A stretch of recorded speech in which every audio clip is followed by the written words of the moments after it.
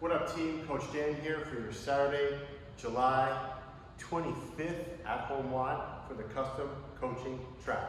Today's workout begins with durability. You've got 3 rounds of Pack RDL for 10 reps, downward dog toe taps for 10 reps, and side plank hip lifts for 10 reps a side. So Pack RDL. I'm using kettlebell today. RDLs. You're gonna bend the knees a little bit and keep them a little bit bent and no more or no less while you go through each rep. Hips back, okay, and then coming up. If you're very flexible, you might be able to have your shoulders drop lower than your hip, and that's really not necessary. So we're here, shoulders over hip and tall. Knees slightly bent, okay? They're not straight, they're not very bent, just slightly bent. And standing, you've got 10 reps of those, and then you have a downward dog toe tap for 10 reps. So downward dog position, okay, knees are straight, reaching through, get a stretch for 10, okay? After that, our third and final movement for your durability is a side plank hip lift, 10 reps per side. So you're in a side plank, and a little bit down, a little bit up, a little bit down, a little bit up. That's a shallow range of motion, and you've got 10 aside. You would go through those 3 movements by 3 rounds. Durability is done at that point. We're into the warm-up. It's a 4-minute EMOM. Your odd minutes, you're bird dogging it. Your even minutes, you are scap pull-ups from your sheets.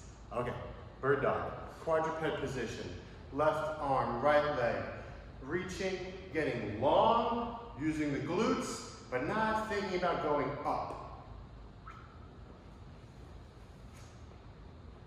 Long, squeeze my glute. Long, okay? You're gonna alternate that from your first and third minute, and then the even minutes we're doing scap pull-ups from the sheets. So a scap pull-up goes from scapula is elevated to depressed. Elevated to depressed. This makes your shoulders happy. Okay, so I'll show you on the rings. I'm gonna go through, my scapula is elevated, I'm pretty much just relaxed, and then I pull my scapula down. My scapula is up, down, up, down, up, down. I'm just working through that. It's a really small range of motion, and it's super important to have that control of your shoulder blade. After that, we're going into the WOD, which is 1 round of 50 alternating kickstand pack Sumo deadlifts. Pretty fancy. 50 sheet rows, then 50 pack deadlifts, and then 50 sheet rows, done.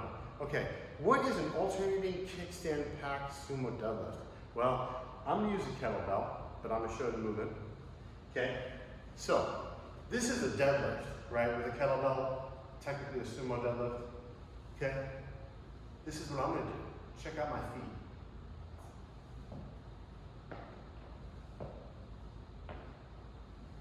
I'm alternating. Bottom position, I have the deadlift position of one leg, but my other leg is on a kickstand. This other leg isn't as helpful. So with this turns into more of a unilateral movement. My forward leg's doing a little bit more, okay?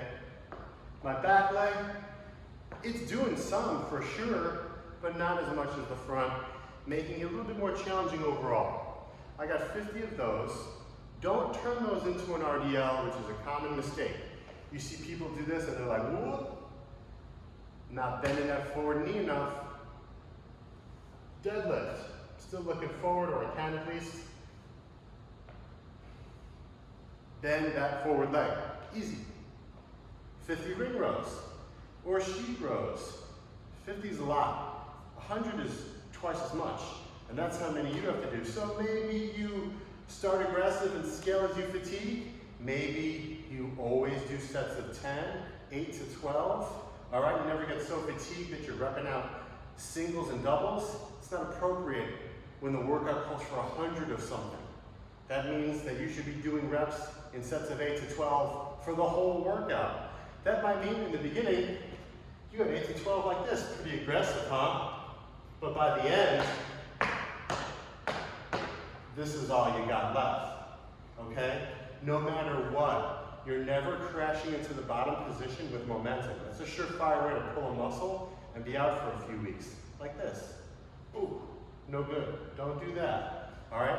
After those 50 ring rows, you have 50 deadlifts with that pack or kettlebell, right? So you're gonna bend the knees, weights between the feet, standing tall. Standing tall. Don't you dare lean back at the top. That's not how you deadlift. And also, keep your belly tight so that you don't just go full arch, okay? Never go full arch. After those 50 deadlifts are done, you've got 50 more ring rows. And then, you know, Saturday night, have fun.